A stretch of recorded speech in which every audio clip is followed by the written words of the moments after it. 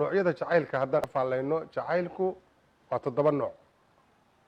cishqigu waa 7 haddii la tirshay midaan tegin taabka lay gelinin baa yidhi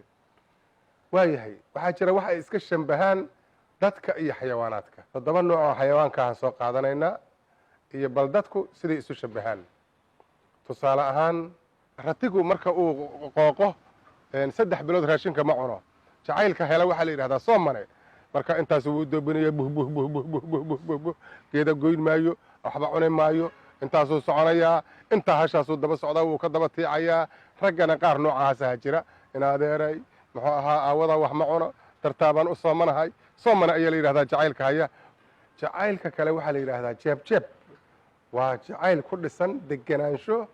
iyo shukaamin fara badan waa midka gala dibiga iswaali maayo iswareerin maayo tartiib buu daba soconayaa war naga taga markay tirahdaba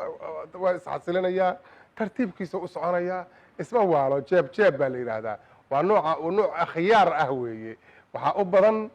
muxuu ahaa dibiga midka gala weeye dadkana qaar noocaasa ku jira jacayl kalaa jira oo la yidhaahdo muxuu ahaa xoogsadaa la yidhahdaa xoogsade waxay sufeer iyo haraati iyo dirqin iyo qajajacay ku dhisan yihiin wuxuu galaa dameeraha marka ama fardaha isku mid waay gameenka oo dhan marka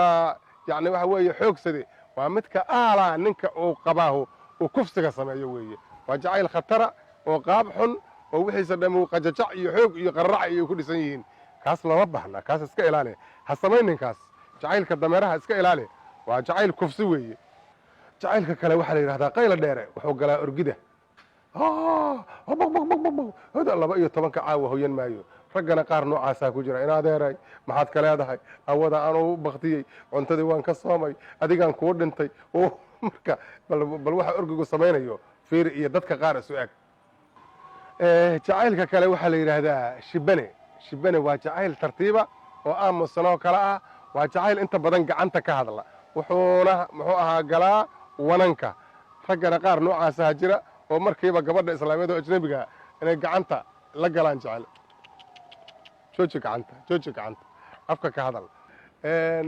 mid kaleetaa jira oo la yidhaahdo hees ayaa la yidhahda waa bahal ilbaxa weeye wuxuu rabaa inuu af ku hantiyo kaasi af inuu ku hantiyuu rabaa meesha kii hadda oo diiqu uu anfacada wax ku hantinayay kani afuu rabaa inuu u gabyuu rabaa